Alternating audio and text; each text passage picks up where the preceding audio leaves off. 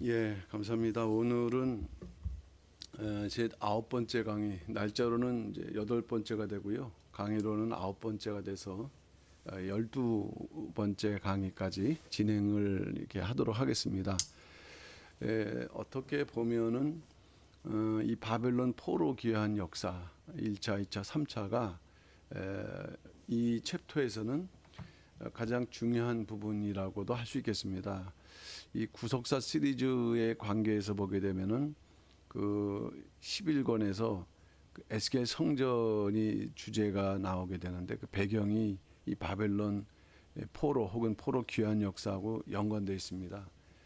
그렇기 때문에 이 5권 그 바벨론 포로 관련된 역사를 공부하는 것이 여기서 끝나는 것이 아니라 그 이후에 공부하는 데 도움이 될 뿐 아니 도움되고 그 다음에 이 포로 귀환 혹은 포로 귀환 속에 나타난 그 선지자들의 메시지를 통해서 이것이 그 종말론적으로 우리가 알아야 되는 내용들이 많이 담겨져 있기 때문에 중요한 부분이라고 할 수가 있겠습니다. 이제 오늘은 1차 포로 귀환을 공부를 하게 되는데 그동안의 포로를 우리가 공부했죠. 3차에 대해서 605년 주전 605년, 그다음에 597년, 그리고 586년 예루살렘의 멸망이죠. 그래서 1차, 2차, 3차에 진행된 것처럼 이 포로 귀환 역시도 1차, 2차, 3차로 진행되는데 537년, 그다음에 458년, 그리고 444년 이런 식으로 동일하게 진행된다는 것입니다. 그런데 이 바벨론 포로가 그 당시에 이스라엘 백성들이 하나님의 명령을 불순종해서 급작스럽게 이루어진 것이 아니라는 것이에요. 이미 모세를 통해서 신명기 28장 36절부터 말씀을 했다는 것입니다. 그러니까 불순종하고 그리고 명령과 규례를 지키지 않게 되면은 이제 그 원방 그러니까는 포로로 끌려갈 거라는 것을 말씀했기 때문에 그 말씀의 실현인 거죠. 언약의 실현.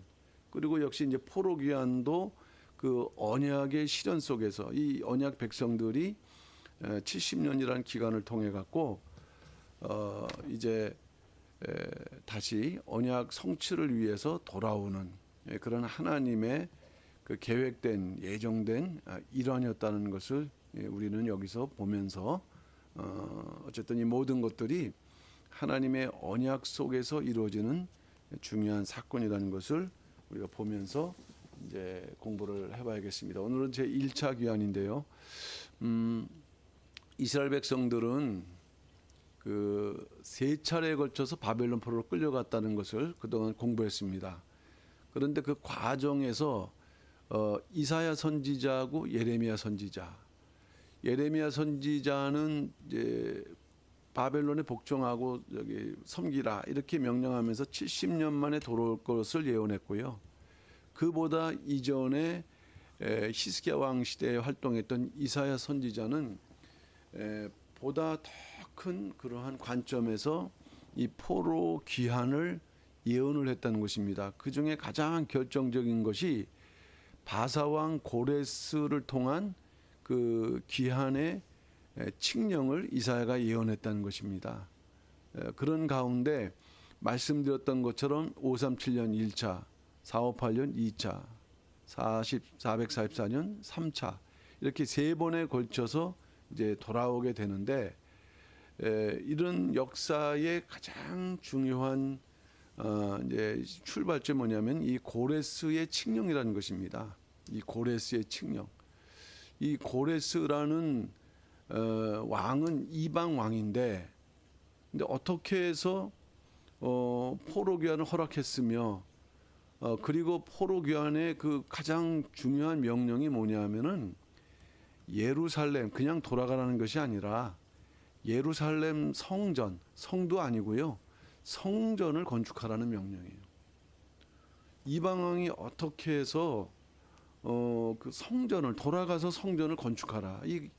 그들이 포로 생활했던 바벨론과 그들 땅 살고 있는 가나안 땅은 1,500km 정도의 엄청난 거리거든요. 그러니까 자칫하면은 귀환한 과정에서도 생명을 잃을 수 있는 그러한 위험한 여정인데, 어쨌든 이 고레스가 이런 칙령을 발표해서 이 하나님의 그 예언을 성취하고 있는가 하는 이런 부분을 우리가 공부해야 되는데, 먼저 이 고레스라는 이 고레스라는 왕의 그러한 그 배경을 좀 살펴봐야 되겠습니다. 여기 이제 첫 번째 귀한 목적과 시기인데, 여기 공간이 있으니까요. 요걸 좀 우리가 공간을 이용을 한다고 하면은, 대충 그리면은 이제 요 지역이 이제 바벨론이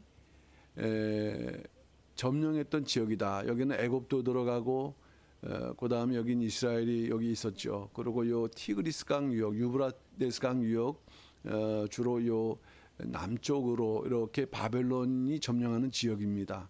그에 비해서 이제 메데라는 나라는 요쯤, 그다음에 바사, 페르시아죠. 메데는 메디아 또는 바사는 페르시아, 이런 나라인데, 요 두 나라가 바벨론을 공격하는 시기가 온다는 것이에요. 요 두 나라는 연합을 했는데, 그 이유는 요 그 고레스의 아버지는 캄비세스 1세입니다. 캄비세스 1세. 아버지죠. 그리고 어머니는 이 메대의 그 만단의 공주예요, 공주. 이 공주와 이 캄비세스 1세가 전략적으로 결혼을 하면서 낳은 아들이 바로 고레스 정확하게는 2세가 되겠습니다. 그래서 두 나라가 이렇게 전략적으로 결혼한 그 관계이기 때문에 바벨론을 치는 데 있어서 연합이 될 수 있었고, 실제로는 메대보다는 이 바사 나라가 사실은 더 강력했죠. 자, 그래서 이 메데바사가 연합을 해서 바벨론을 공격한 때가 BC 539년이에요. 그래서 539년은 바벨론의 멸망이다. 그러면서 바로 고레스가 왕이 되지 않고, 요 당시에 요 고레스의 외삼촌이 되죠. 외삼촌. 그러니까 만다네의 그 이제 뭐 오빠인지 동생인지는 알 수 없으나, 그 다리오라는 그 왕이 먼저 등극을 하게 됩니다. 바벨론을 이제 점령한 이후에. 그리고 첫째 왕이 됐지만은 실제 실권은 고레스에 있기 때문에 BC 539년에는 다리오가 왕으로 통치 올라왔고 예우를 한 거죠. 그리고 그 다음에 538년도에 이제 고레스가 실질적으로 왕이 되는 해가 되는데, 요 때가 바로 칙령을 발표하는, 왕이 되자마자 칙령을 발표하는 그런 그 해가 된다는 말씀입니다. 이 칙령의 의미가 뭐냐면은, 우리가 이제 구약 성경을 보게 되면은 역대하의 마지막 부분이 바로 이 칙령이 기록돼 있고, 그 다음에 에스라서 1장 부분에 이 칙령이 기록돼 있어요. 우리 성경으로 볼 때는 역대하에서 에스라로 연결되지만은, 이 히브리 성경은 역대하가 사실은 구약의 마지막 성경이거든요. 마지막 성경. 그러니까 그 역대하의 저자인 에스라는 이 고레스 칙령을 통해서 바벨론 포로가 온다는 것에 대한 것을 새로운 시대의 시작이다, 이런 의미로서 이렇게 배치를 하고 있다는 것입니다. 어쨌든 이 연도가 이제 약간 생소하게 되면 좀 헷갈리실 수 있을지 모르시지만은, 어쨌든 우리가 이제 1차 기한이 537년이라고 말씀드렸는데, 그 앞서 538년도에 칙령이 있었고, 그 앞서 539년도에 바벨론이 멸망했다. 이런 이제 과정으로 1차 포로 귀환이 이루어진다. 자, 그러면 서론이 좀 길었는데요. 이제 본론 들어가서 1차 귀환의 목적, 그다음에 1차 귀환의 시기는 무엇인가 하는 것을 살펴보도록 하겠습니다. 바사왕 고레스는 하나님의 감동을 받았다. 이 부분이 이제 중요한데 이따가 살펴볼 수 있으니까 그것을 말씀드리겠는데, 어떻게 해서 이방왕 고레스가 하나님의 감동을 받았는가, 그 방법은 무엇이고 또 그 내용은 어떤 것인가 하는 것을 이제 우리가 확인하셔야 됩니다. 그렇기 때문에 역사를 구속사뿐만 아니라 세속사까지를 주관하시는 분은 살아계신 하나님입니다. 때때로는 믿지 않는 이방 왕도 감동시킴으로 인해서 하나님의 도구로 사용하고 있다는 것을 보여주는 사건이에요. 주전 538년에 조서를 내렸죠. 그래서 포로 귀환을 공포를 했는데, 엄밀하게 말하면 포로 귀환이 목적이 아니었다는 거예요. 무엇 때문에 포로 귀환을 명령했냐면 예루살렘에 올라가라. 그래서 여호와의 전, 하나님의 전을 건축하라, 이렇게 명령하는 거예요. 그러니까 좀 자유주의 신학자 입장에서는 이러한 명령을 어떻게 이해를 하느냐. 고레스가 이제 많은 나라를 통치할 때 그 자국의 그 신앙을 존중한다, 이런 취지에서 설명하지만 그런 개념이 아닙니다. 이 고레스에는 하나님의 특별한 은혜가 임하고 그 은혜에 따른 감동이 있었어요. 그 결과 이제 하나님의 계획이 실현되고 있다. 그래서 명령을 내리자마자 1년 뒤인 537년에 예루살렘에 돌아오는 1차 포로 귀환이 시행된다. 자, 이것이 이제 기본적인 내용입니다. 두 번째, 귀환자와 귀환 당시의 상황, 성경에 나와 있기 때문에 이 성경에 나와 있는 내용을 우리가 공부를 하면서 그 당시의 상황을 좀 더 자세하게 알 수 있는 것이죠. 성경에 나와 있다는 자체도 중요하지만 그 당시의 상황이 어떤 상황인가라는 것을 더 정확하게 알 수 있는 부분인데, 일단 귀환자, 그 지도자는 수룹바벨입니다. 수룹바벨. 그다음에 예수와 여호수아, 이건 대제사장입니다. 이것이 이제 왕족이죠. 사실은 왕족으로서 총독으로 왔고, 그다음에 대표자라고 한다면 이건 이제 신앙적 대표자였고, 총 인원은 49897, 제일 인원이 많은 인원이에요. 2차는 1775, 3차는 인원을 기록하고 않습니다. 느헤미야만 기록을 하고 있거든요. 그러니까 엄청난 귀환인데 또 한편으로 뭐가 있느냐, 많은 것 같지만은 실제로는 희망하는 사람 다 갈 수 있는데도 불구하고 70년 동안 과연 한 나라의 민족이 옮겨갔는데 요 인원밖에 없겠는가. 그렇게 보면은 이제는 끌려갈 때 상황하고 이제 거기 안착이 돼서 돌아오는 상황이 또 이게 힘들어진 것입니다. 그러니까 이 49897은 어중이 떠중이가 온 것이 아니라 진정 그 하나님의 명령이라는 것을 깨닫고 성전 건축에 열망하는 어떻게 보면 최정의 인물들이 이제 이 49897명에 포함되어 있는 것이죠.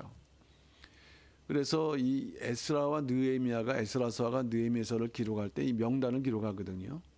그리고 또 짐승들의 수를 기록한다. 왜 짐승들의 수를 기록하느냐? 이제 그 당시의 상황을 설명해주는 중요한 조건이 되기 때문이에요. 그래서 이렇게 그 당시 상황을 알게 하는데, 어쨌든 이 짐승과 사람의 그 숫자를 비교해 볼 때는 5사람의 짐승이 한 마리 정도. 그러면 보실 때 이게 많은 건지 적은 건지 우리가 현재로서는 감을 잡을 수 없지만 이것은 많은 것이다. 많은 것이다. 자, 이것은 많은 것이라고 할 때 그 짐승의 목적은 여러 가지가 있지만 1차적으로는 바벨론에서 떠날 때 짐을 싣는, 중요한 짐을 싣는 도구란 말이에요. 운송 도구. 운송 이제 방법이죠. 그래서 많은 짐승이 있다는 것은 그만큼 많은 보물, 많은 물건을 갖고 떠난다 라는 의미가 있는데, 바벨론에 떠날 때 이제 원주민이라는 것은 그 이제 바벨론 사람들 혹은 뭐 메데바 사람일 수도 있겠죠. 상당한 은과 금과 기타 물건, 짐승, 보물 등 많은 재물을 받아왔다. 왕이 그렇게 칙령을 하니까 이제 전 그 국가적으로 이것에 대한 후원이 이루어지는 것입니다.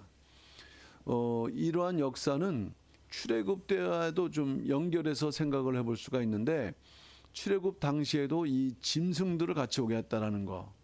짐승들, 이것은 여러 가지 의미가 있습니다. 그 물건을 갖고 오는 방법이기도 하지만은 또 하나님께 드리는 제물이기도 했고요. 그리고 그들이 일상생활에 필요한 그러한 방법이 이 짐승이었거든요. 그래서 이러한 짐승들을 기록한 것을 통해서 하나님께서 이 지극한 요 사랑입니다.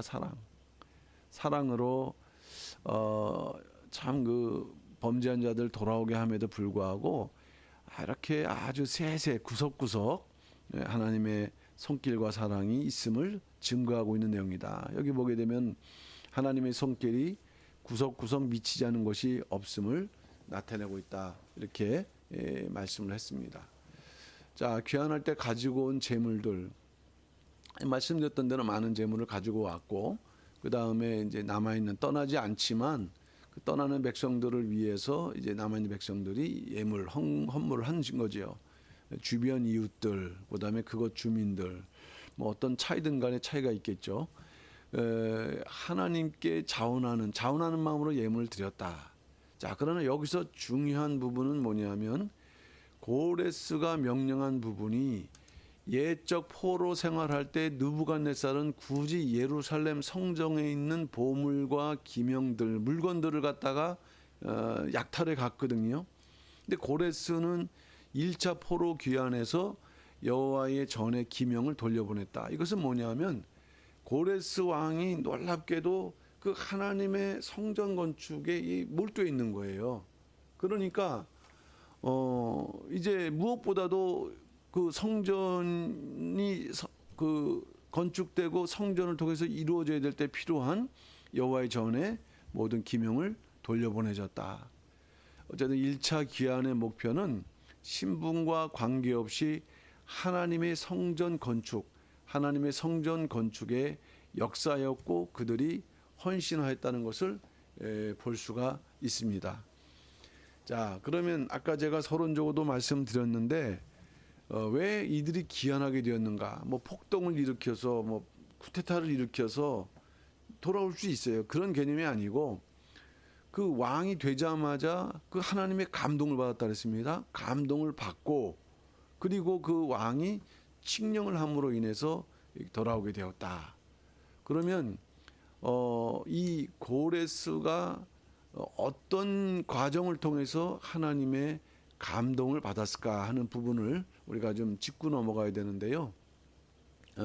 일단은 이런 과정이 있습니다. 그 당시 이 다니엘 선지자가 존재하고 있었다는 것이죠. 바사의 총리로 있었다. 아까 말씀드렸던 것처럼 539년이 바벨론이 그 멸망당했습니다. 그러니까 멸망당했다는 얘기는 메대 바사. 그러면서도 이제 바사 그 메대의 그 다리오 왕이 먼저는 539년에 이제 왕이 됐지만은 538년도에는 그 고레스가 이제 왕이 됐다 그랬습니다. 고레스, 이거는 바사 왕이에요. 자, 그런데 요 당시에 이제 그 539년 바벨론이 멸망할 때 하나님께서 이 다니엘 선지자로 하여금 70년 만에 돌아오리라는 예레미야 예언. 요거는 예레미야 25장 11절 12절에 기록되어 있고, 또 예레미야 29장에도 또 기록되어 있고, 두 번 기록되어 있습니다. 정확하게 70년이라는 말씀을. 근데 요때 그 예레미야 예언을 깨닫게 했다. 539년도에. 그러면 분명히 538년도에 칙령을 발표하게 될 때 이 사건이 연관이 있겠는가? 당연히 있죠. 요 사건은 이제 다니엘서 9장에 기록되어 있는데, 이제 그 당시에 다니엘은 그 바벨론 때도 아주 그 뭐 총리로 있으면서 그러면서 그 이제 정권이 바뀌었었을 때 그 당시 상황을 유지하기 위해서 이 다니엘이 계속 총리로 유지됐던 그 상황이거든요. 그러니까 새로운 왕을 만날 수 있는 기회가 많았었을 때 이제 고레스가 왕이 되면서 이 다니엘은 무엇을 이제 그 고레스에게 전달하는가. 이 고레스에 대한 예언은 여기뿐만 있는 게 아니고요. 중요한 것은 이사야서 44장 28절하고 45장 1절을 보게 되면은 이 두 구절에 고레스라는 이름이 있고요. 이 고레스가 나의 목자이면서 성전을 건축할 거라는 예언이 되어 있는 거예요. 성전 건축에 대한 예언. 그러니까는 그 고레스 입장에서는 놀랐겠죠. 자기의 이름이 성경에 기록되어 있고 그 성경에서 자기가 해야 될 일이 기록되어 있다라는 거. 그리고 자기가 볼 때 상당히 존경스러울 수밖에 없는 다니엘이 그 이사야 성경을 이렇게 제시를 하면서 이 당신이 하나님의 그러한 선택된 그 인물이고 또 이러한 사명을 감당해야 된다고 할 때 믿지 않으면 부정하겠죠. 이런 일이 있겠냐 이렇게 부정하겠지만 고레스는 하나님의 감동을 받았는데 아니죠. 하나님께 감동케 하신 거죠. 그러니까 왕이 되자마자 했던 첫 번째 일이 바로 바벨론 포로 1차 귀환을 명령하신 거예요. 그리고 이제 다니엘 선지자는 이후로 고레스 왕 3년까지니까 고레스가 538년에 왕이 됐고 537년에는 이제 포로 귀환한 해고요. 그다음에 3년이면 536년. 요때까지 3년까지 이제 했던 것이 성경에 기록되면서 어쨌든 이 포로 귀환의 역사에 필요한 일들을 계속적으로 바사 제국에 남아서 이렇게 활동했던 그런 역할을 했던 것입니다. 그러니까 우리가 성경에 나타난 여러 선지자들이 나타나는데 그 역할이 달라요. 근데 이 다니엘 선지자는 어렸었을 때부터 84세, 5세까지의 그 늙은 나이까지 이 그 포로 귀환에 관계된 아주 중대한 역할을 감당하면서 하나님의 뜻을 이루고 있다 하는 것을 우리는 발견할 수 있는 것입니다. 하나님께서 다니엘을 심어 놓으신 거고요. 또 고레스에게 그런 감동을 주신 거고요. 그 결과 이러한 전무후무한 역사 속에 바벨론 그 포로 귀환이 이루어졌다 하는 것을 볼 수가 있습니다. 이제 성전 건축이 목적이다 보니까 537년에 그 귀환했던 사람들은 536년에 오자마자 성전 건축을 시작한다. 자, 주전 537년에 귀환한 이스라엘 백성들은 옛 성정터에 단을 세웠다 그랬어요. 예배를 이제 제사를 드리기 위해서. 그래서 단 위에서 아침 저녁으로 번제를 드리고 이제 상번제 매번 이제 드리는 번제를 드렸는데 그때 초막절을 지켰다 그랬거든요. 초막절은 우리가 그 출애굽기 또 레위기 25장인가요 보면 이 7월 15일부터 일주일을 지키는 절기입니다. 그 구약 백성들이 지켜야 되는 세 가지 절기는 유월절, 그다음에 맥추절, 그다음에 초막절 혹은 장막절인데 요거는 일주일이면서 그 광야에서 이제 초막을 만들면서 이건 천국에 대한 그 예표가 있는 절기거든요. 그러니까 무슨 말씀이냐 하면은 초막절을 지키는 것을 볼 때는 7월 15일 이전에 이제 이 도착했다라는 거. 그러면서 무엇보다도 하나님의 그 명령과 규례를 지키는 일을 했다는 것을 이제 했고 그것이 바로 성전을 지을 수 있는 가장 중요한 준비라는 것을 우리에게 보여주고 있습니다. 그러면서 이제 주전 536년 2월 달에 성전 건축 역사를 시작을 했다. 그러니까 어떻게 보면 대단히 급하게 진행된 거죠. 와서 좀 그 자기들 살 수 있는 그러한 거처도 마련해야 되고 할 일이 많았을 텐데 오자마자 그냥 성전 건축에 몰두하는 마치 그 미국 그 이제 청교도 영국에서 청교도로 미국에 갔던 신자들이 미국에 도착하자마자 자기 집을 짓지 않았다 그랬지 않습니까? 교회를 먼저 지었다. 미국의 정신이 그런 데서 시작된 것처럼 이런 내용들이 단순한 게 아닌 거예요. 그냥 저기 오면서 과정도 힘들었지만 오자마자 좀 쉬면서 여유 있게 성전 건축을 해야 되지만 하나님의 역사가 급했던 거죠.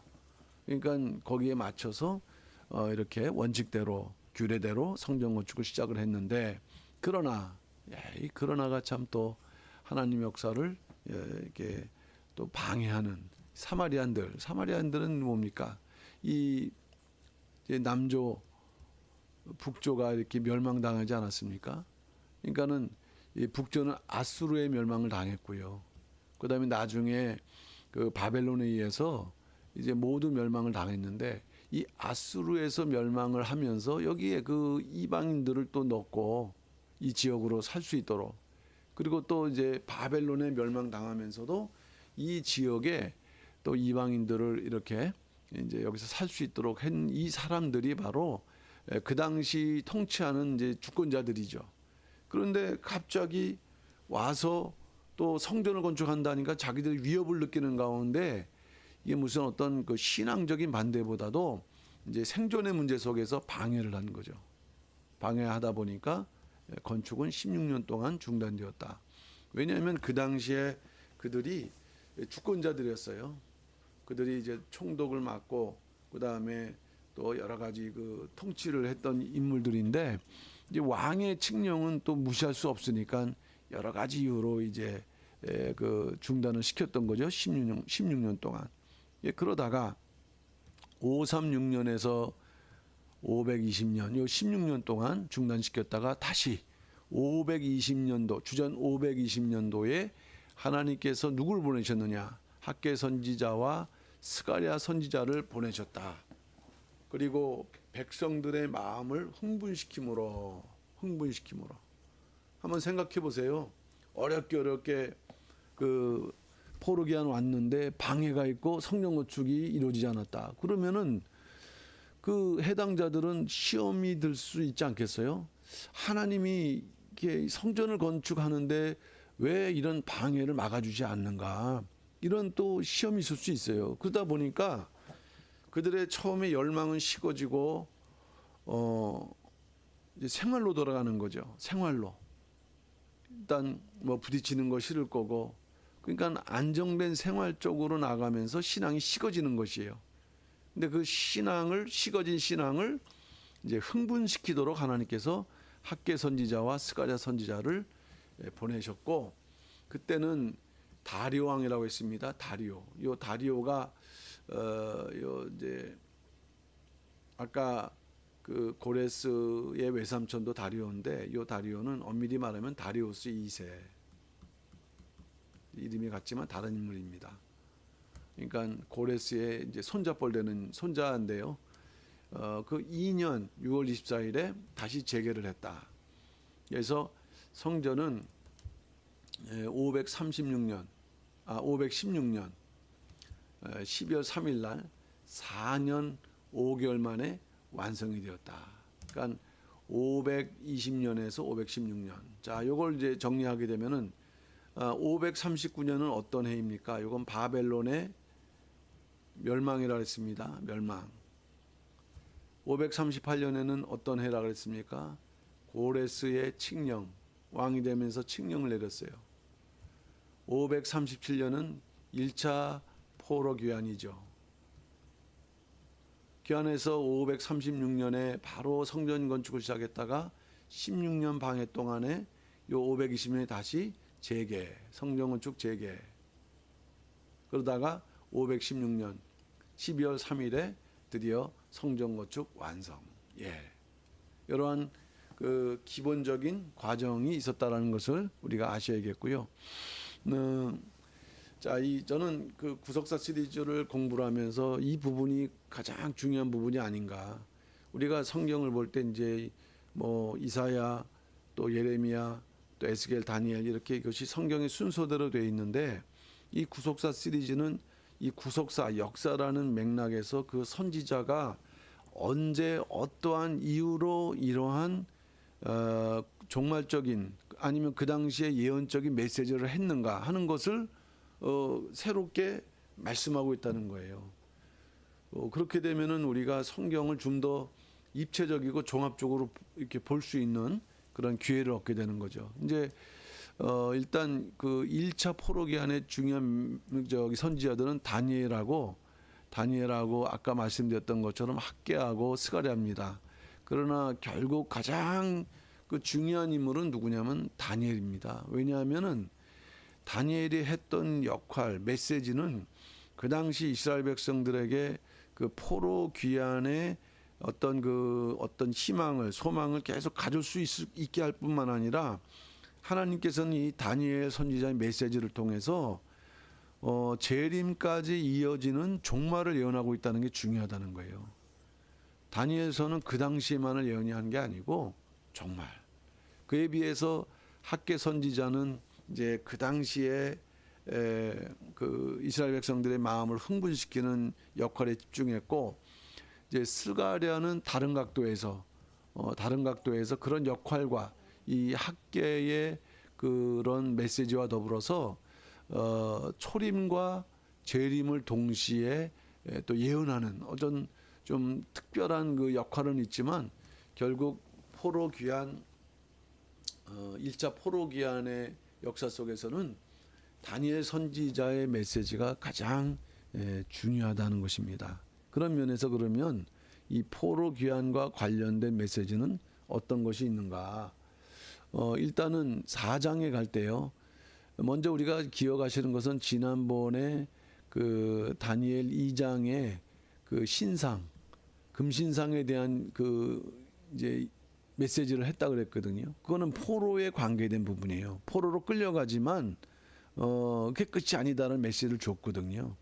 근데 이후에 이제 포로 귀환과 관련된 거는 4장부터 시작되는데, 먼저 땅 중앙에 그 한 나무, 큰 나무가 서는 것을 봅니다. 땅 이렇게 중앙에 나무가 하나 선다. 이런 이제 환상을 보는 거죠. 이때는 어느 때냐? 느부갓네살이 통치한 지 언제 36년이 됐고요.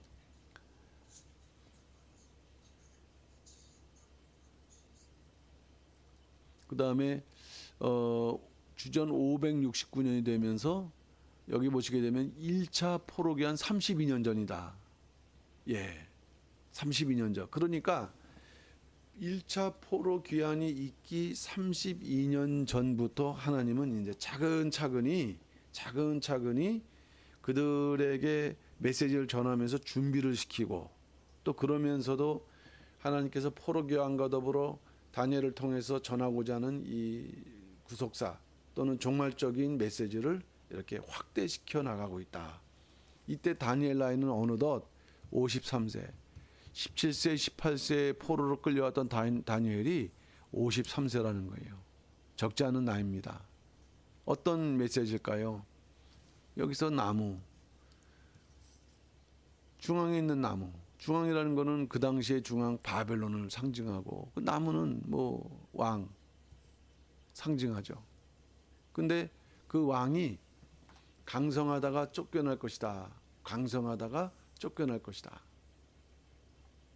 또 인간을 다스리는 분이 하나님이심을 깨닫고 회복되리다는 그러한 이제 예언을 줬을 때, 이거는 어떤 의미가 담겨져 있을까요? 일단 여기서 나무는 당연히 느부갓네살이죠.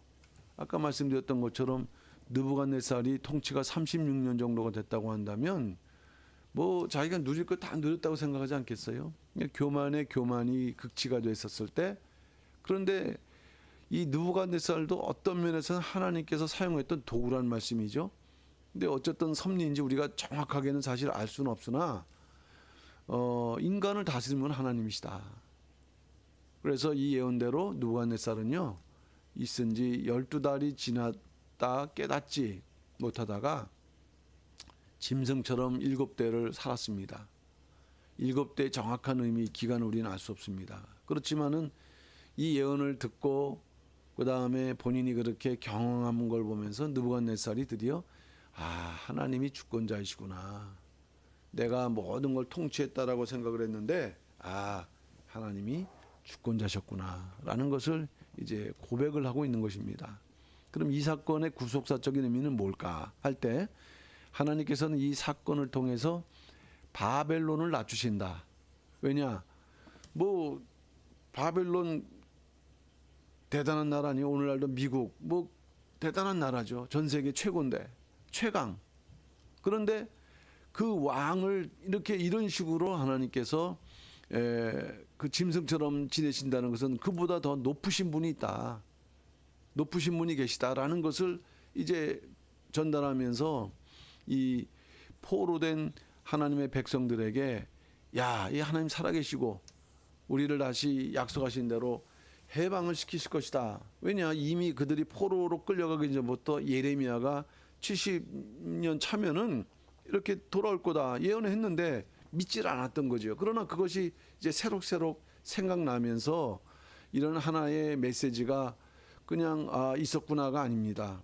그 당시에 역사적으로 뭔가 필요했고 그러면서도 이게 확대되면서는 종말적인 의미를 지닌다.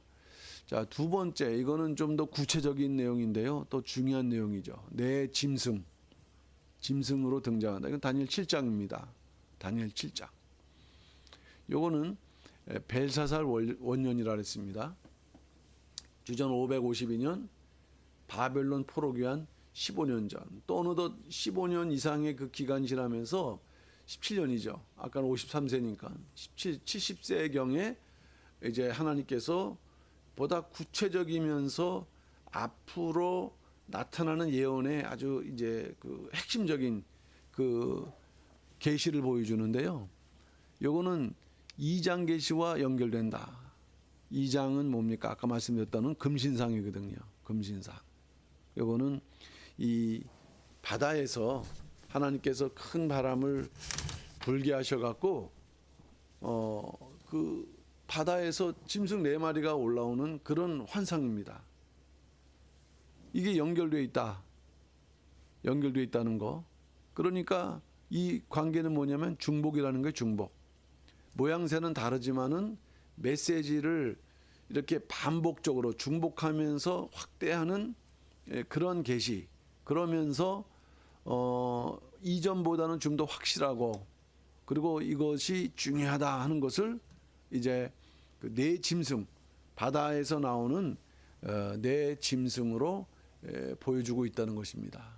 뭐 그 짐승이 뭘까요? 첫째는 사자고, 두 번째는 곰이고, 세 번째는 표범이고, 네 번째는 그 이름을 알 수 없어요. 그냥 극히 강한 짐승이에요.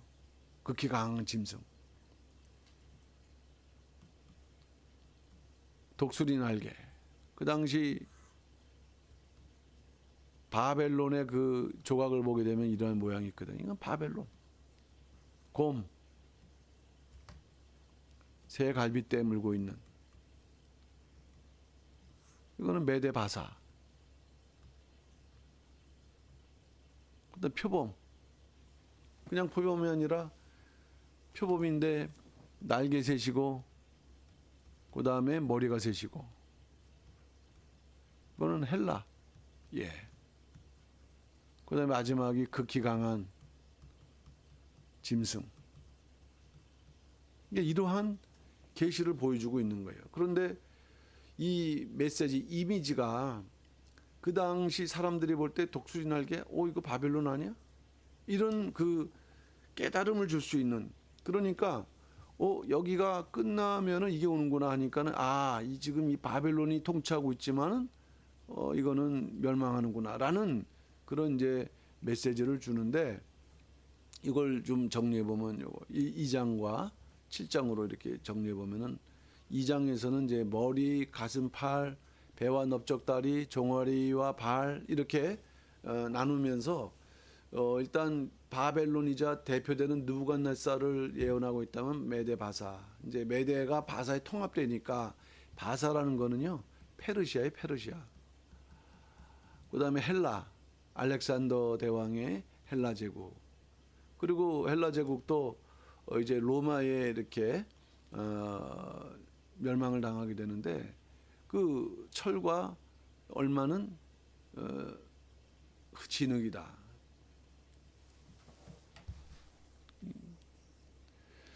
자, 그러니까 이러한 그 예언을 했던 것이 7장에 가서는 무엇으로 표현되고 있습니까? 사자로.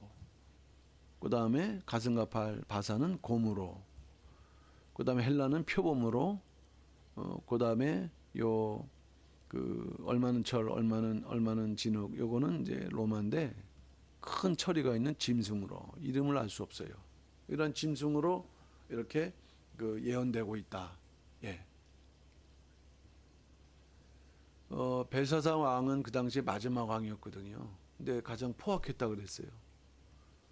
그러니까 아주 정말 사이코 같은 왕이 등장한 거죠.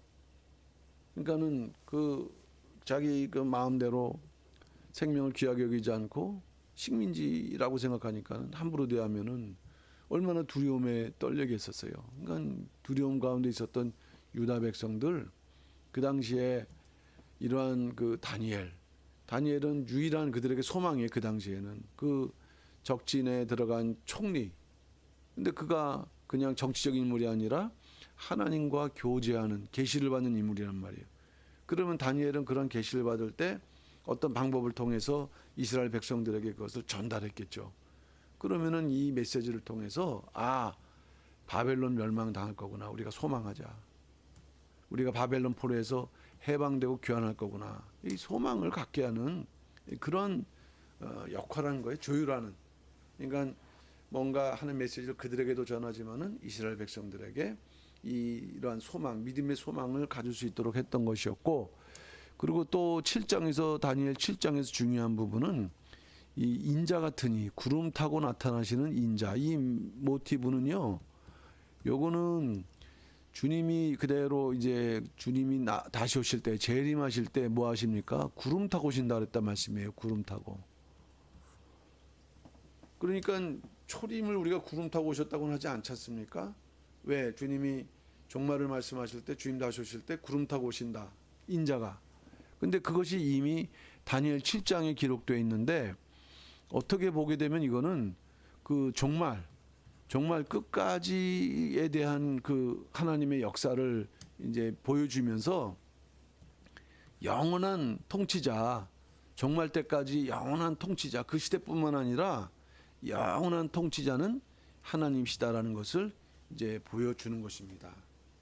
그러니까 아직 뭐 10년, 뭐 15년 남은 때지만은 그러나 이러한 그 다니엘의 메시지를 통해서 이스라엘 백성들이 다시 깨달으면 거기서 끝나는 게 아니지 않습니까? 회개하게 되고 돌이키게 되는 그러한 그 이제 믿음의 준비를 이제 하는 그런 그 계기가 바로 이 다니엘의 메시지가 되는 것이고요. 이제 숫양과 숫염소로 이것이 더 발전하고 있다. 숫양과 수염소로. 지금 말씀드렸던 대로 2장, 다니엘 2장에서 7장이 이렇게 중복되는 거라고 했는데, 이제 8장으로 가면서는 이 중에서도 핵심적인 걸 추리는 거죠. 그게 뭐냐 하면은 이미 이제 지나간 시대는 제껴놓고 앞으로 오게 될 두 시대의 핵심. 요 로마는 좀 너무 멀고 그 당시 사람들이 느끼기에는, 그러니까 이 네 짐승 중에서 두 짐승 혹은 두 나라로 축소를 하고 있는 게 다니엘 8장이라는 것입니다. 요거는 포로기한 13년 전이고 다니엘 72세. 예, 72세. 하나님의 구속사가 이제 어떻게 전개될 것인가. 이건 아까 그대로 말씀했지 않았습니까? 이렇게 바벨론, 바사, 헬라, 로마 이렇게 또 짐승으로 표현됐는데, 8장에서는 특별히 요 곰, 여기 메데바사하고 그다음 표범, 헬라를 어떤 식으로 예언하고 있냐면은 수량으로, 그다음에 수렴소로 이렇게 이제 예언하고 있다. 수양과 수염소 어떤 의미가 있는가? 실제로 놀랍게도 그 이후의 역사는 이 다니엘의 예언한 그대로 이루어졌다는 것입니다. 수량, 수렴소, 그 다음에 숫염소 가운데에서 뿔들, 그 가운데 또 작은 뿔들이라는 그러한 과정, 이 아까 작은 뿔은 그 다니엘 7장에서 나와 있는데요. 그 의미와 좀 다른 의미로서 작은 뿔이 다시 등장하는데 이게 왜 중요하냐면 이게 바로 적그리스도의 상징이 될 뿐이에요. 적그리스도 상징. 그러니까 적그리스도는 종말적이지 않습니까? 그러니까 지금 수량 수염소를 통해서 그 당시에서도 그 미래적인 것을 예언하지만 더 넓게는 마지막 때 일어날 것을 거기에 또 담고 있다는 것입니다. 그래서 이 작은 뿔 셀루쿠스 왕조의 그 안티오쿠스 4세 또 자기는 여기다가 에피파네스라는 이름을 붙였거든요. 에피파네스. 이것은 신의 현현이다 이랬어요. 신의 현현. 자기가 하나님으로 이제 한 거예요. 안티오코스 에피파네스 4세. 그러니까 어떻게 진행됩니까? 수양은 메대와 바사 왕들이죠. 근데 알렉산더 대왕이 이 수양을 갖다가 멸망시키죠. 근데 알렉산더 왕이 32세인가 이렇게 죽습니다. 젊은 나이에 많은 지역을 정복해 놓고 그러면서 요들은 장군들이에요. 장군들이 요 지역들을 이렇게 네 개로 나눠 갖고 이제 통치를 하는데 그 중에서 이제 현저하게 나타나는 것이 바로 요 프톨레미하고 셀류코스 지역입니다. 이 프톨레미아는 이집트 지역이고 요 셀류코스는 시리아 지역인데 나중에는 이제 요 싸움에서 이 셀류코스가 승리를 하죠. 그러면서 실제로 이 가나안 지역 이스라엘 땅이 요 셀루쿠스의 통치로 들어가는데 그 가운데 작은 뿔이 등장하는 거예요. 그러니까 그 당시에 이스라엘이 전무후무한 그러한 그 멸시와 그 핍박을 당하는 박해를 당하는 왜냐 이 안티오쿠스 4세는 자기가 하나님이기 때문에 하나님을 섬기는 이스라엘 백성들을 어마어마하게 이제 박해를 했거든요. 근데 이게 거기서 끝나는 게 아니라 말씀드렸던 것처럼 요한계시록과 연결되면서 종말에 대한 이중적인 예언을 하고 있다. 어쨌든 이게 예언되어 있는데 실제로 역사도 그렇게 돼 있고요. 아직 앞으로 될 거를 이제 예언하고 있는 거죠. 결과적으로 보면 하나님께서는 홀로 절대 주권 가지시고 세계 모든 나라의 흥망성쇠를 주관하시는 분은 하나님이시다. 오직 하나님만 믿고 의지해야 된다는 이런 메시지를 주고 있고요. 그 다음에 왕궁에 쓰여진 다니엘 5장 시간적으로는 이게 뒤인데 근데 이제 이것을 갖다가 다니엘 5장에 기록하고 있는 것은 아마도 이제 계시의 순서상으로 이렇게 앞으로 뺀 것이 아닌가 생각을 하거든요. 역사적 기록이니까. 주전 539년입니다. 이게 바벨론의 멸망식이거든요. 바벨론 멸망. 2차 기한 2년 전. 벨사살은 아까 말씀드렸던 대로 포악한 왕이다. 그러면서 마지막 왕이에요. 그리고 어떤 죄를 저질렀냐면은 예루살렘 성전에서 가져왔던 그 기명들, 도구들을 가지고 술을 마셨어요. 의도적으로 하나님 멸시를 한 거죠. 그것이 또 죄가 돼갖고 하나님께서 그 분벽에다가 메네 데겔 우바르신 메네 이 메네라는 말은 개수됐다. 네 시대는 끝났다. 데겔 무게를 달다. 너 보니까 부족하다. 그다음에 우바르신이라는 거는 이 이제 벨사살의 나라가 메데바사로 나눠진다. 여기 이제 말씀했습니까? 벨사살 왕이 하나님의 절에 달렸을 때 부족함이 보인다라는 것을 누구만 읽었습니까? 다니엘만 읽었고 벨사살은 그날 밤에 죽임을 당하면서 바벨론은 멸망을 당했는데 갑작스러운 멸망. 왕궁에서 뭐 술잔치를 벌였는데 이 바벨론이 아니라 메데바사 연합군이 쳐들어오는 것을 몰랐던 거죠. 근데 이러한 갑작스러운 멸망은 그동안 계속 계시를 통해서 예언했던 것이 실현되니까 우리나라가 일제에서 해방되는 그런 기쁨과 같은 순간이 되는 것이요. 이거는 하나님의 계획이고 하나님의 권고. 드디어 포로기한의 날이 왔구나. 그래서 예레미야의 예언을 갖다가 다시 우리가 되짚어 보면은 예레미야 25장 11절에 보면은 70년을 섬기라 했는데요. 12절 보게 되면은 이제 70년이 마치면은 내가 이 바벨론 왕 이게 이제 벨사살이 아닙니까? 벨사살. 바벨론 왕과 그 나라 갈대인 땅을 죄악으로 인하여 멸한다. 예. 아까 느부갓네살은 그래도 하나님을 고백할 수 있는 기회가 주었는데 이 저기 벨사살은 뭐 그냥 아주 마지막 그 멸망을 당할 수밖에 없는 왕이었다. 그리고 이제 또 다른 그 계시가 이 다니엘 9장에 나타난 70일에, 사실 이 70일에는 이 별도로 우리가 이것을 한번 공부를 우리가 살펴봐야 될 만큼 대단히 중요한 메시지인데, 그런데 어쨌든 이제 구속사적인 측면에서 이게 왜 여기에 예언되어 있는가 하는 것을 우리가 이제 그런 맥락에서 살펴봐야 될 것입니다. 이때가 언제냐면은 그 다리오 통치 원년 이제 538년인데 엄밀히 말하면 이제 539년 또는 538년, 이것이 사실은 정확하게는 말씀드릴 수는 없습니다만은 고레스 통치 원년 또한 538년이니까는 어쨌든 그러한 면에서 우리가 일단 통치 원년으로 이해를 하시고 1차 귀한 1년 전 다니엘 이제 84세가 되는데 그때 그 말씀했던 것처럼 그 70년 만에 바벨론에서 해방된다는 예언의 말씀을 이제 받았고 이제 그 깨닫고 받은 계시라 그랬어요. 그 말씀을 깨닫고 이제 계시를 받았다. 그러면 71회라고 할 때 이래라는 말이 우리나라 순수한 말이거든요. 이건 7이란 말이에요. 하루 이틀 이런 식으로 해서 7을 갖다가 1회라고 얘기 말씀하면은 70. 예. 그러니까 우리나라 말로는 70이 앞에 있으니까 이게 중요한 것 같은데 실제로 히브리 말은 7에 70들이에요. 그러니까 7이 중심이고 그게 몇 개 있다 70. 합하면은 490이라는 수가 나오는데 이 490이라는 것을 역사 속에서 바라볼 때는 뭐가 됩니까?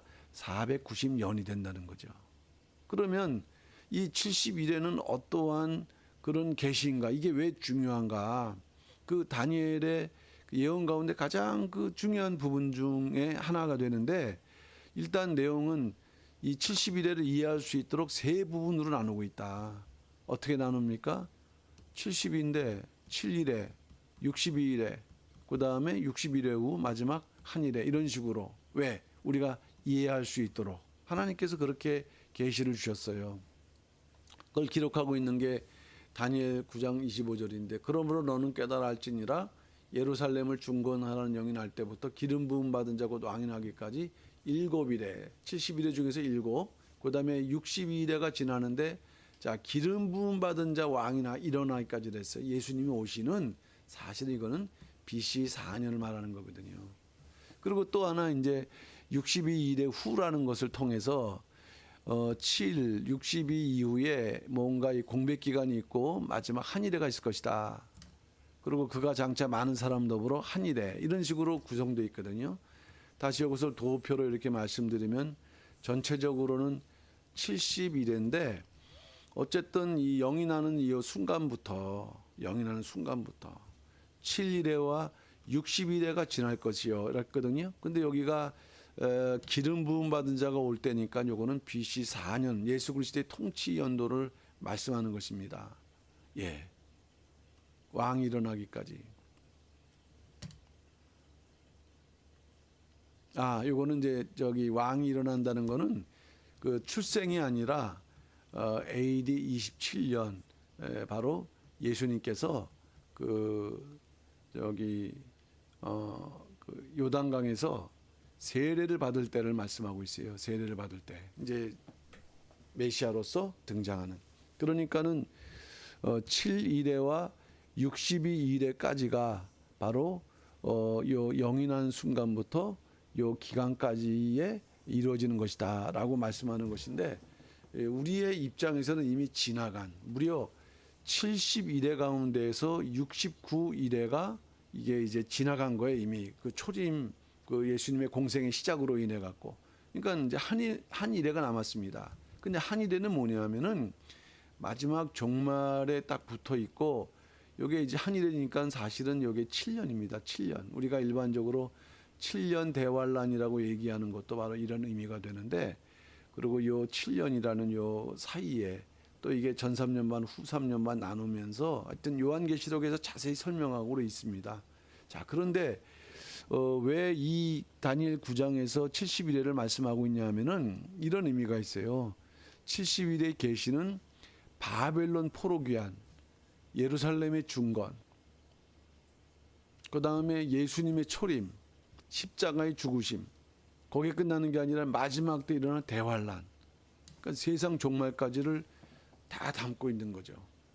그러니까 우리가 7장, 8장은 그 당시에 일어날 또 예수님 오실 때까지의 어떤 로마의 어떤 그 시대까지, 또 아니면은 예수님 그 시대 이후에 로마가 멸망할 때까지를 예언한 거라고 한다면은 70일에는요, 이거는 어디까지입니까? 대환란까지. 근데 어디서부터? 그 예루살렘 성을 중건하라는 영이 날 때부터. 그래갖고 우리로 하여금 각 시대마다 이정표 이렇게 구분을 할 수 있도록, 그래서 우리가 어느 정도 이 구속사가 진행되고 있는지를 알 수 있도록 하시는 그러한, 그 가운데 그 당시 유대 백성들은 포로기한이 이제 임박했구나라는 것을 알게 하는 그런 면에서의 역할을 했습니다.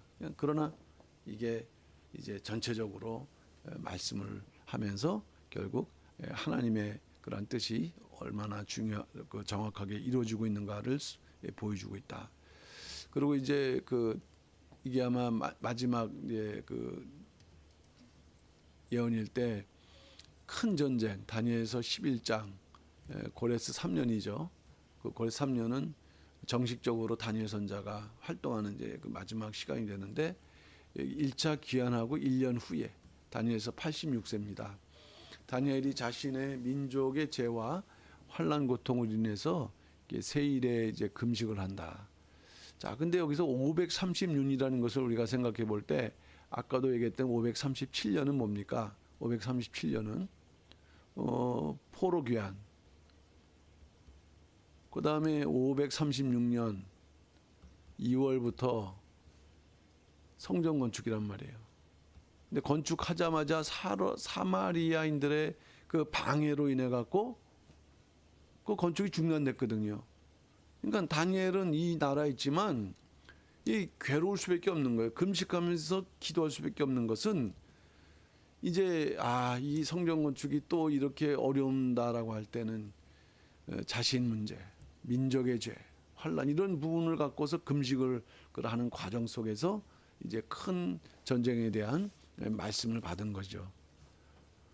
어떤 내용이냐? 이제 이 바사 제국조차도 아직 바사 제국 자체가 이렇게 건재한데 능력 있는 왕, 이건 알렉산더 대왕입니다. 참 알렉산더 대왕은 세계사적으로도 유명한 인물인데 그 인물이 성경에서 등장하고 있어요. 이 알렉산더에게 망할 것을 예언하고 이후에 네 나라로 나눠진다.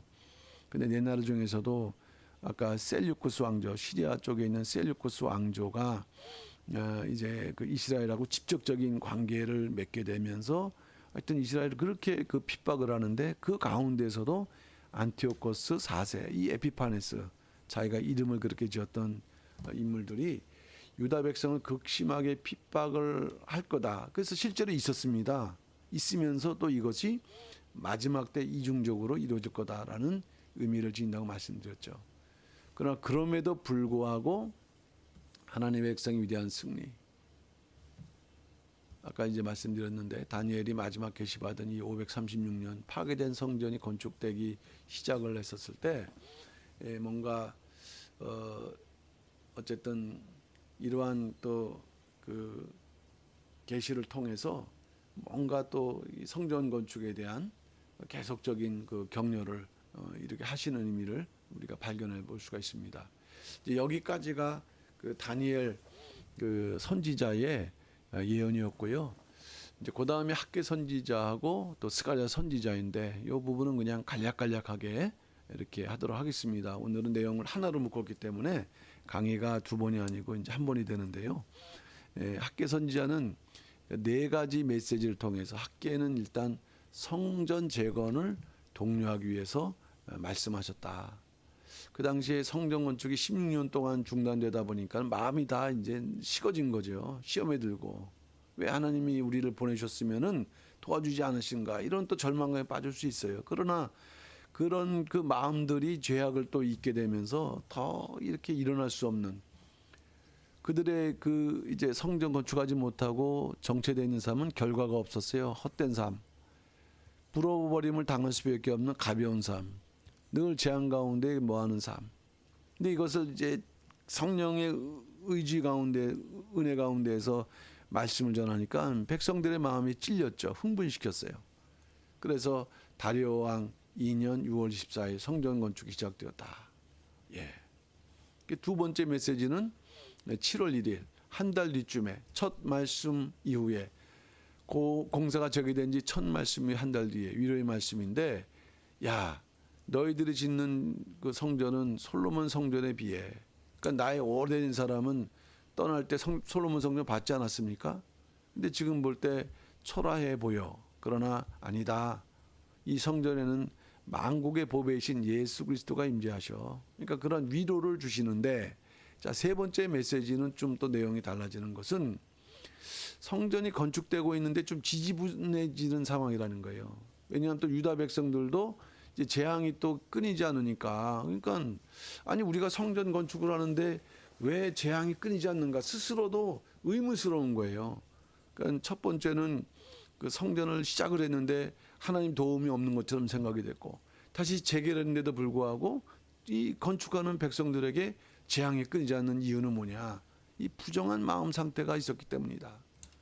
이거는 뭐냐 하면은 시작은 했지만 온전히 못한 것이, 한순간에 뜨거워졌지만은 그 마음이 계속 이루어진 게 아니라 마지못해 하는 부정한 상태는 하나님의 성전을 황무하게 내버려 두고 자기 손으로 집을 짓는데 빨랐고, 이제 또 그 손으로 예배드리는, 그러나 하나님 보실 때는 부정한 것이다.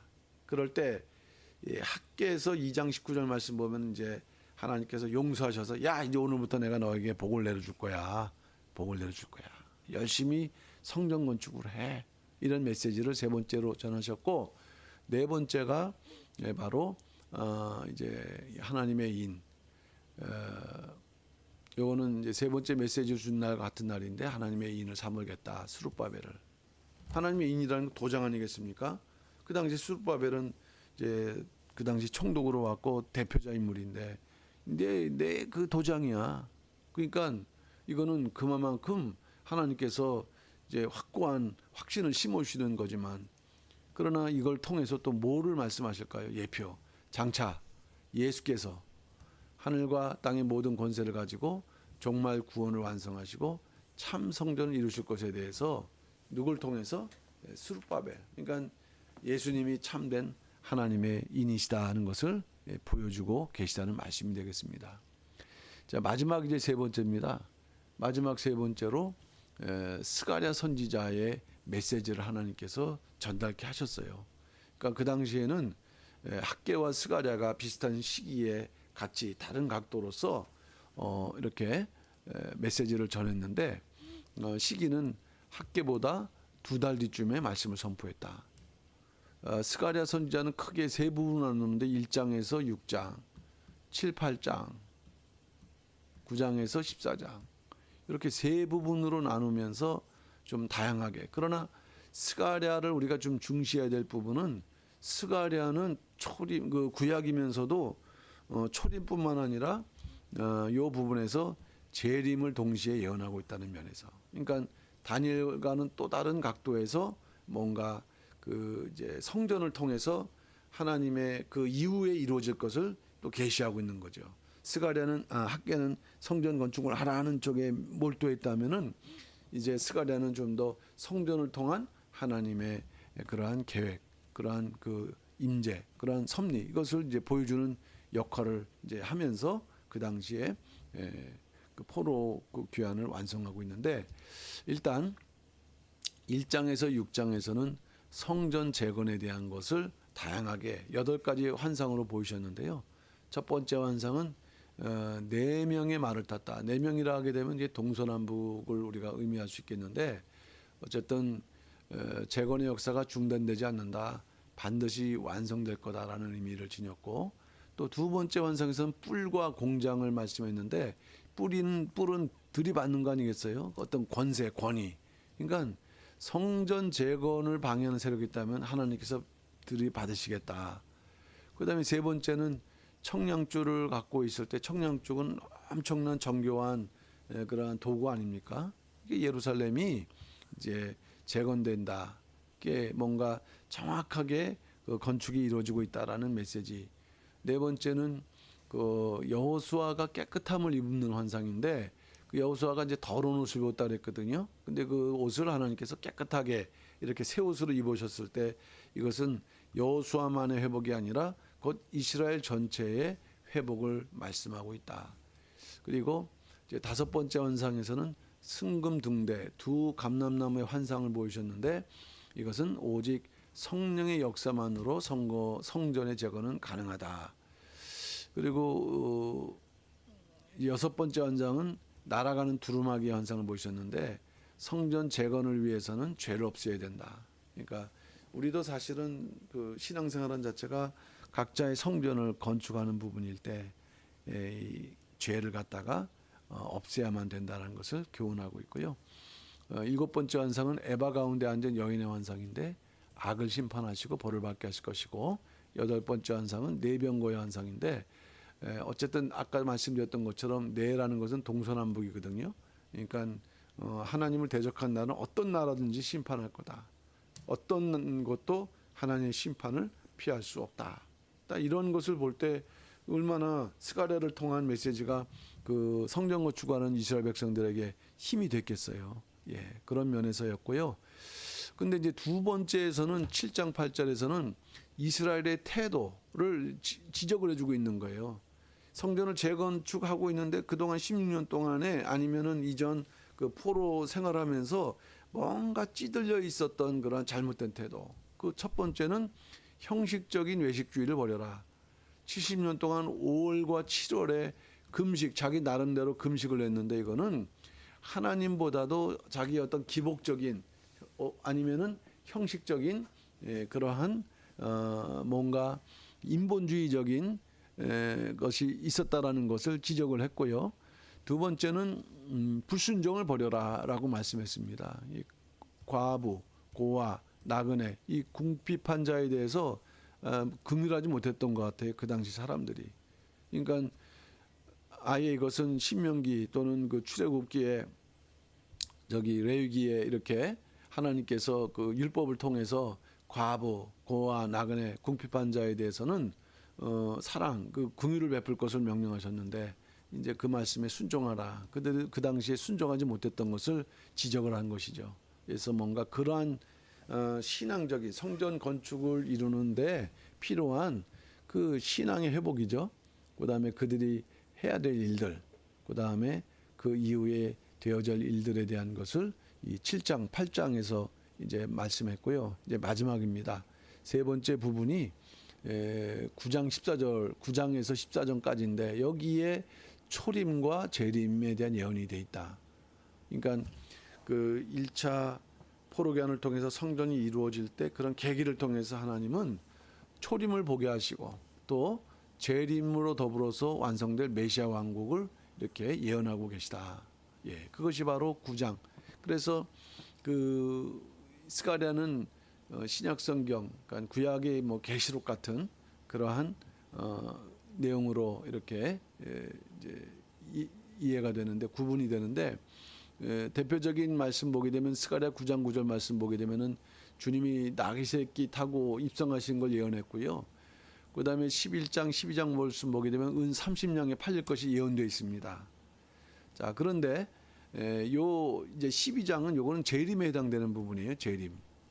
근데 예수께서 십자가에 못 박으시고 창으로 허리를 찔리실 것에 대한 예언이라고 되어 있지만은 요거는 뭐냐면은 그 장차 이스라엘 백성들이 십자가에 죽일 것을 예언하면서 거기에 끝나는 게 아니고요. 그들이 이제 그것 장차 요거는 이제 실제로 오늘날 그 이스라엘 백성 그 저기 유대인들이죠. 유대인들이 요건 죽일 것이 아니라 죽인 것을 그러니까 마지막 때에 그 이스라엘의 회심 아닙니까? 그 회심이 있을 거라는 것을 예언적으로 말씀하신 내용인 것입니다. 그러니까 십자가에 죽으실 것을 예언했다는 말씀이 아니라 그 십자가에 죽인 것을 회복 좀 그들이 회개할 거라는 것을 이제 그 예언적으로 말씀하고 있는 것입니다. 그리고 13장에서는 그 타락한 인생들의 죄와 더러움을 씻어주시는 생명의 근원 되시는 그러한 그 역사, 그 생명수 샘, 생명수 샘의 역사가 종말에 있을 거라는 예언인 거고요. 그리고 마지막 스가랴 14장 4절 말씀은 감람산에 서신다. 이 재림의 장소예요. 분명히 돼 있어요. 스가랴 14장 4절에서는 주님의 발이 어디 선다고요? 감람산. 감람나무는 어떤 산입니까? 감람산은 어떤 산이냐? 감람나무가 많이 심겨져 있는 산이에요.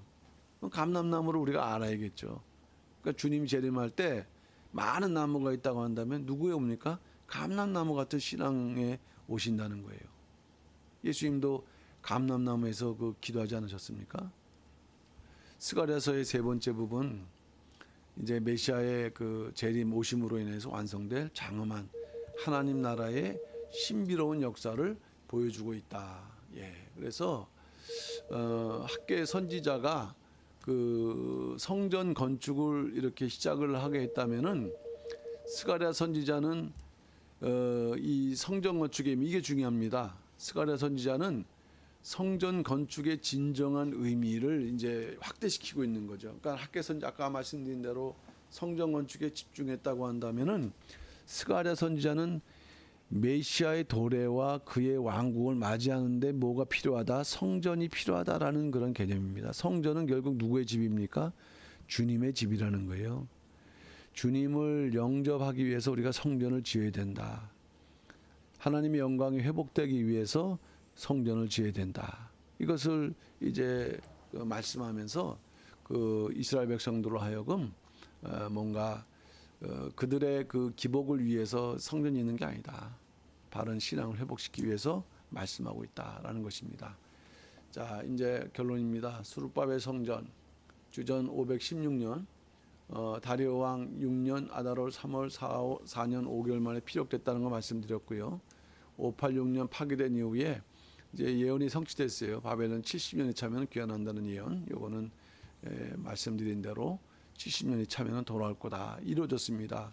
그래서 결국 이제 마지막 이렇게 우리가 정리해 보면은 이 포로도 마찬가지 언약 말씀하신 그대로 범죄하고 명령과 규례를 지키지 않는 결과, 그러나 또 다시 돌아오게 하는 이 놀라운 역사, 이 모든 일의 원동력은 무엇인가? 사람이 있지 않습니다. 여기 다니엘도 있겠지만 이분들이 아니고 이분들을 통해서 선포된 하나님의 말씀. 그러니까 이 하나님의 말씀이 역사를 움직이는 원동력이다라는 것을 우리에게 교훈하고 있다. 그 오늘날도 마찬가지라는 거죠.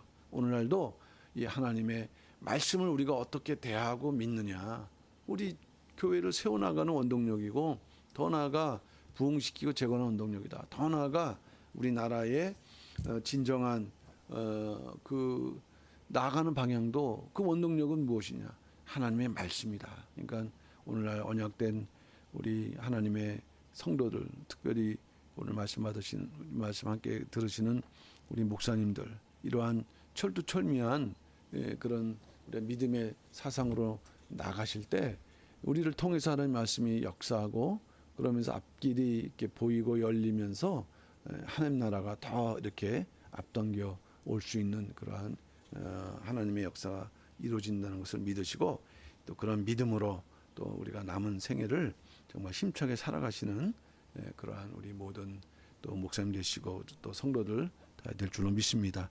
오늘은 여기까지 공부를 하도록 하겠습니다.